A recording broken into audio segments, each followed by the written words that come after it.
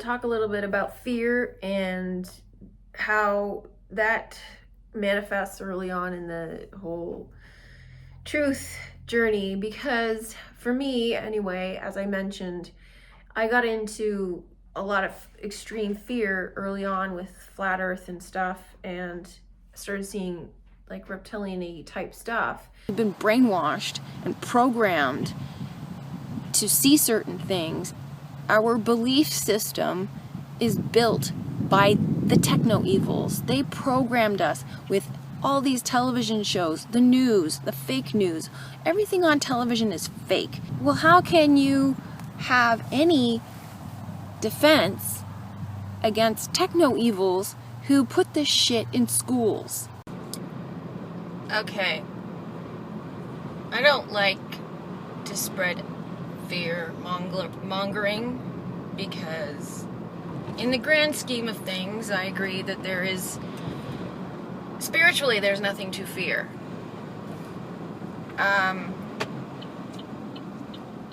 However, in a physical, practical sense, there is.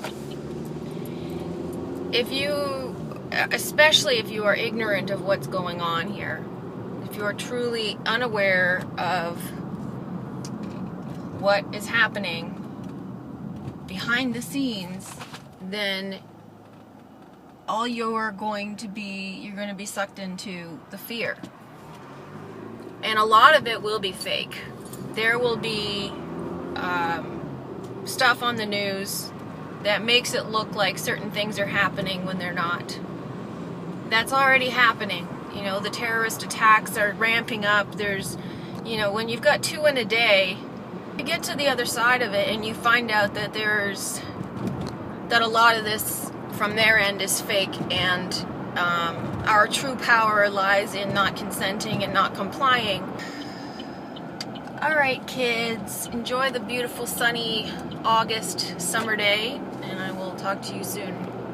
The reason I want to mention it is because in the video series, like, that's what's attached to Tiffany Gomez. So all of that is just bringing a lot of awareness to reptilians, aliens, that sort of thing. And there's a lot of debate over what she saw, and a lot of people have very strong opinions on that. It's not really all that important. The Megyn Kelly interview, she brought up reptilians and drew attention to it, and even recommended a video that you go watch. And her guest associated it with flat earth, 9/11, and the unmentionables.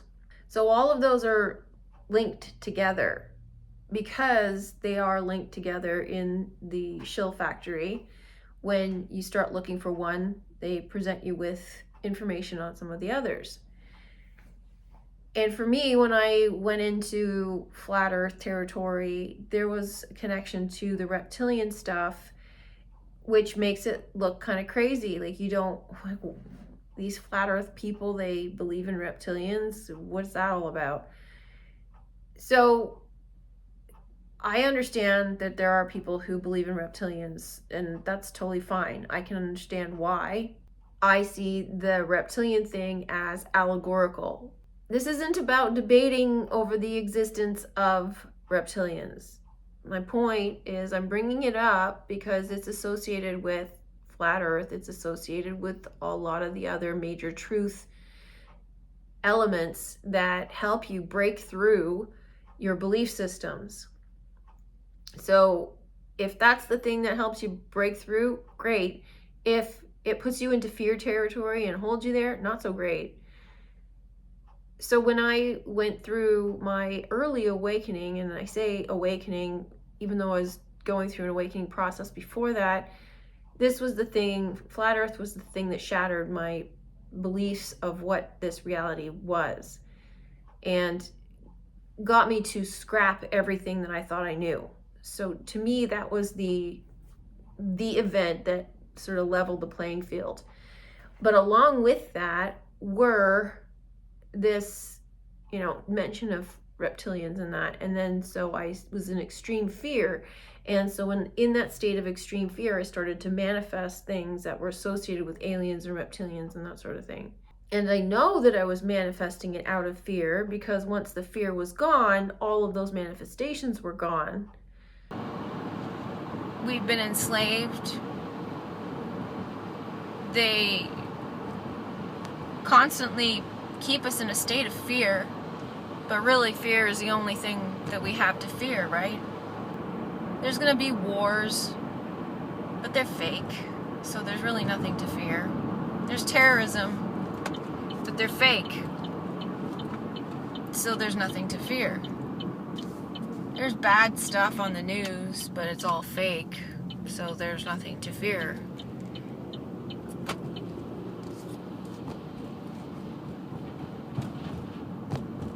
So, what are we doing? I talk about this a lot with respect to targeted individuals, because targeted individuals think that it's something outside of them that is attacking them, but it isn't. It is self-created. I know a lot of people don't like to hear that, because they think that it means that they invented it, or that it's not real, it's not really happening, it's only in their mind. Well, it is in your mind, but it is also happening because you created it.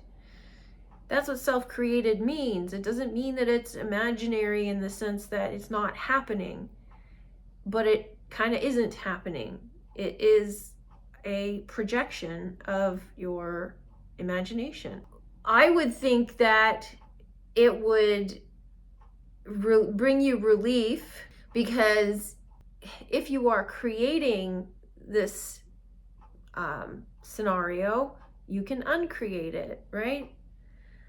But a lot of people want to remain in the fear camp and be victim to it, and nobody likes the word victim. All the word victim means is that there's a perpetrator and you are the victim to whatever the perpetrator is doing. But then there's also, victim mentality that perpetrates this idea that there's someone outside of you who is trying to harm you or hurt you or kill you or what have you, which is what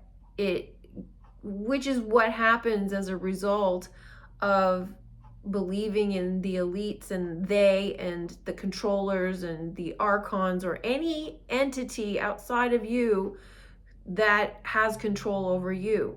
So it can be very difficult to get out of that territory, because the benefit of that mentality, of the victim mentality, is that you have an enemy outside of yourself to blame. And a lot of people need someone external to blame. So in knowing that it's self-created, you can uncreate it, because all it is perception. And if you move from the perception of this entity out there pointing, like doing bad things to you, to another perspective where they're trying to help you, then the fear goes away. So what are you going to do now without the fear? Because now you don't have anyone to blame. It's difficult to not have someone to blame, but it's liberating. It's the only way to liberate yourself. It is like being in a jail cell. The door is wide open and somebody says to you, you can step outside, you can leave. And you say, no, I like it in here, because you don't know what's outside, which is like Plato's cave, where the person who comes in saying there's more out here, and they say, no, I'm comfortable in here. You're comfortable with what you're familiar with. I've talked multiple times about getting out of the fear zone. If you have the 3D perspective and you have to have an enemy, you likely have a difficult time seeing the world from a different perspective and seeing it as non-physical. If you are of that physical mindset, you're going to be pointing outside of yourself, which is the whole point, is to be able to change your perception, be able to change your perspective, changing your mind. So think about it this way. If you're looking at if you're trying to see a village on the other side of a hill and you're on the ground in front of the hill, you can't see the village, right? But if there's a mountain behind you and you climb the mountain, the higher you go up the mountain, the more you'll be able to see. So you go up the mountain higher than the hill, and now you can see the village on the other side of the hill. So if you're looking at this 3D world and saying that there's something outside of you that is coming to get you, but someone's telling you there is no one outside of you, they're an extension of you. If you want to get out of the fear mindset, you have to be willing to try that on for size. Look at it as if those people are trying to help you, and see how that adjusts your perception. It might be scary at first. It might take some adjustment because you might have a bit of cognitive dissonance. There might be some pain involved. But you should be able to try that on for size and start exploring what the world looks like internally in your head. You start to explore what the world looks like from that perspective, and things will start to change. You'll start to see things differently. You'll start to put some pieces together that make more sense now than they did before with that external enemy. Because that's all there is to it. All there is to it is a change in perception. You just have to be willing to look at things a different way and try it on for size. Actually look at it a different way. For me, my moment was an interesting process, because I was working through, I don't remember all the details, but I was working through my perception of the world as fearful, blaming the external, blaming the elite, and all of that sort of thing. But I had this sort of inner epiphany that they were helping us. And I also had this epiphany that if they are helping us, then good and evil are the same thing. There is no good and evil.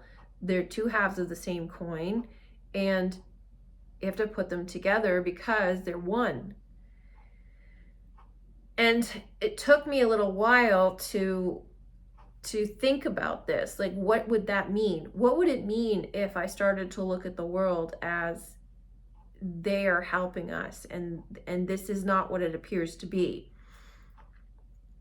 Because basically everything is not as it appears to be.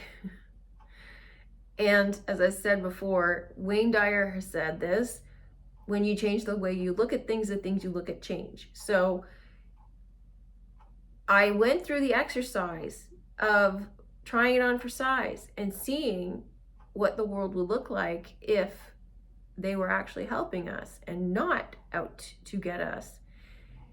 And things started to make sense. Things started to fall into place. I started to see things very differently. It was a much better way of looking at things. The fear was disappearing. I had a new fear though. The new fear was, oh my goodness, how do I talk about this? And I sat on it for a while because, first of all, I wanted to be sure that that's what it was. Second, I was afraid to tell people because up to that point, I was geared towards all the fear stuff. I was talking about all the people out there who are causing all of this stuff, the Freemasons, the fakers, that sort of thing. And I mean, on one level, that's true. They're playing a role, and that's the role they're here to play. And so I was concerned that if I start talking about it this way, I would upset a lot of people. But then I got to a point where I was like, I got to talk about this. I have to say it because it's the truth. And I'm not going to be able to move past this point if I don't start talking about it. Everyone else is going to be drowning in the fear, and I'm going to I've moved on. I'm not there anymore. So fortunately I said it and everybody was okay with it. I imagine that if anybody was really upset by it, they either ignored it or unsubscribed or what have you. And, you know, I can't make content to just cater to people with a certain perspective. The whole point is to progress up the ladder and to change your perspective. And so if you're not growing, you're not on the ladder, you're not progressing, you're not evolving. That's essentially what I would suggest if you're still in the fear camp. And needing somebody to blame, holding on to it, needing somebody to blame is a 3D perspective. This world is not physical, it's metaphysical. It's a perception that you have to change yourself in how you view the world, and that things are not as solid as they seem, and your life story is not as solid as it seems, and what you see on the screen is not as solid as it seems. I think the best way for you to understand things are not physical is to practice law of attraction, and to understand, to be able to see evidence in your own life of how what you are thinking or desiring comes into your experience. This is going to show up in terms of synchronicities. If you choose something that you know for certain is your manifestation and nothing else, something that's a little off, like purple roses were for me, and when they show up, you know that this is due to your ability to manifest, that will show you the metaphysical nature of this reality. Another thing that shows you is when you change your perception of someone. Pick somebody you don't have a whole lot of attachment to, and say that person annoys you a lot. Now change your perception of that person to being someone you really, really like. You know, they're really sweet, they're really nice, friendly, you get along really well. You can do whatever you want, but I'm just showing in terms of the contrast, which is like the scene in Westworld when Teddy told Dolores that she was a god in that world, and he pointed at a couple of women sitting there reading, and he says, change it. And she said that they looked lonely, so she made them talk to each other, and she thought, well, there's nothing to that. And he says, well, change it back then. So she changed it back, and then they went back to being lonely. That scene's a very good example of manifestation, of the power that you have to manipulate reality, because it looked natural. She changed them from being lonely to being friendly. So they went from sitting apart in two separate chairs reading books to talking to each other in a very natural way. And then she changed it back again to them being lonely, and then they started arguing over what they were talking about, and then they went back to their individual activities. And this is how things appear in our experience. So we have the power to manipulate, change, affect, distort our experience of our reality, which goes back to what I was talking about earlier with the reptilians and everything. If you have that in your mind, you're going to start to see them in your reality. So that's what's meant by self-created. So I'm going to leave it there, and I will see you tomorrow.